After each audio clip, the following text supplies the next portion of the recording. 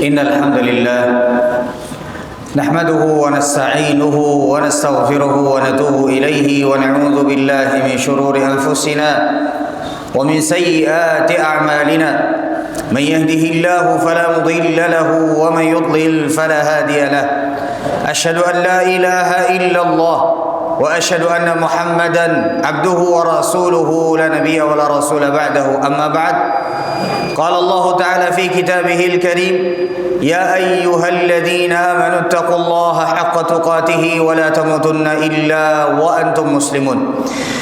Ma'asyiral muslimin, jamaah Jumat rahimani wa rahimakumullah. Marilah kita sama-sama meningkatkan ketakwaan dan keimanan kita kepada Allah Subhanahu wa taala, karena takwa dan iman adalah bekal terbaik bagi seorang hamba, bagi kehidupan di dunia dan juga bagi kehidupannya kelak di akhirat. Ma'asyiral muslimin, jamaah Jumat rahimani wa rahimakumullah. Hari Jumat yang kita saat ini berada di dalamnya adalah hari yang terbaik. Dalam sebuah hadis yang sahih yang diriwayatkan oleh Imam Muslim, Rasulullah sallallahu alaihi wasallam bersabda, "Khairu yaumin tala'at alaihi syams yaumul jum'ah." Sebaik-baiknya hari yang terbit di dalamnya matahari adalah hari Jumat. Bahkan kata Nabi sallallahu alaihi wasallam dalam hadis yang lain, "Inna yaumal jum'ati sayyidul ayyam." Sesungguhnya hari Jumat adalah pemuka, pemimpin dari hari-hari yang lainnya. Wa a'zamuha 'indallah, dan hari yang paling agung di sisi Allah Subhanahu wa taala. Sehingga seorang muslim seharusnya memberikan perhatian khusus untuk hari Jumat. Yang di antara yang paling penting adalah ketika dia melaksanakan salat Jumat yang di dalamnya juga terdapat ada khutbah Jumat yang harus didengarkan.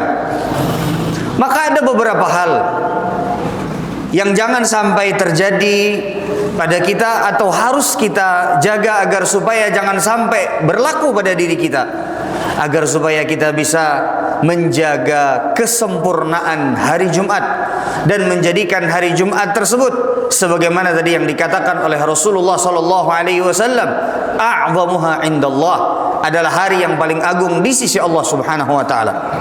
Yang pertama adalah jangan sampai kita berlambat-lambat untuk mendatangi masjid-masjid Allah Subhanahu wa taala pada hari Jumat.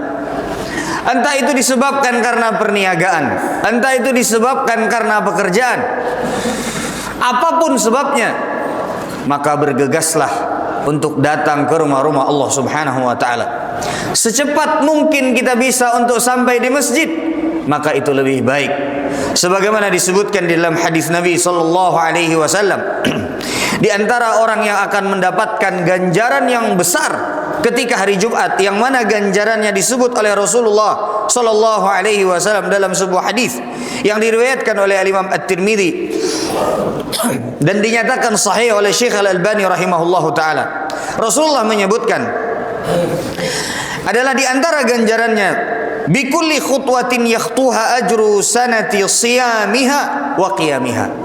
Setiap langkah yang dilangkahkan oleh seorang muslim untuk menuju ke rumah-rumah Allah, untuk dia melaksanakan salat Jumat, setiap langkahnya bernilai sebagaimana dia puasa selama 1 tahun penuh dan qiyamul lail selama 1 tahun penuh, dan itu setiap langkahnya.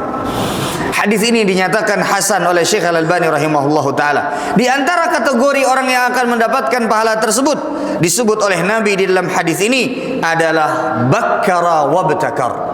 Adalah dia bergegas, datang di waktu yang pertama, tidak berlambat-lambat, dan dia juga mendapatkan khutbah Jumat yang dia bisa dengarkan dari awal sampai akhirnya. Maka jangan sampai kita termasuk di antara orang-orang yang melalaikan untuk datang bergegas pada hari Jumat, dan jangan sampai kita termasuk orang-orang yang melalaikan mendengarkan khutbah Jumat.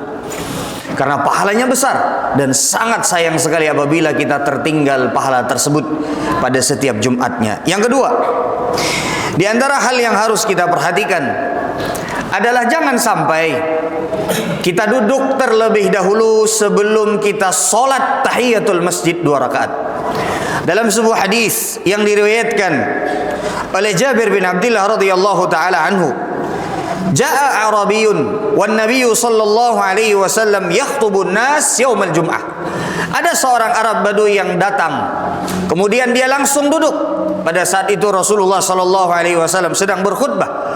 Saat Nabi berkhutbah melihat kejadian tersebut, Rasulullah bertanya kepada orang tersebut, "Ya fulan, asallaita? Apakah engkau wahai fulan sudah melakukan salat 2 rakaat?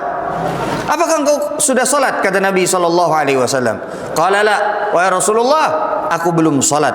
Qala qum farka. Lalu Nabi sallallahu alaihi wasallam menyuruh orang tersebut untuk berdiri kembali dan kemudian salat tahiyatul masjid 2 rakaat. Yang ketiga, di antara hal yang jangan sampai kita lakukan adalah kita menerobos leher-leher dan pundak-pundak kaum muslimin yang sudah terlebih dahulu datang. Kalau kita ingin duduk di shaf yang pertama dan mendapatkan keutamaannya, maka datanglah lebih awal. Bukan dengan cara datang terlambat lalu kemudian kita menerobos masuk untuk bisa sampai ke depan.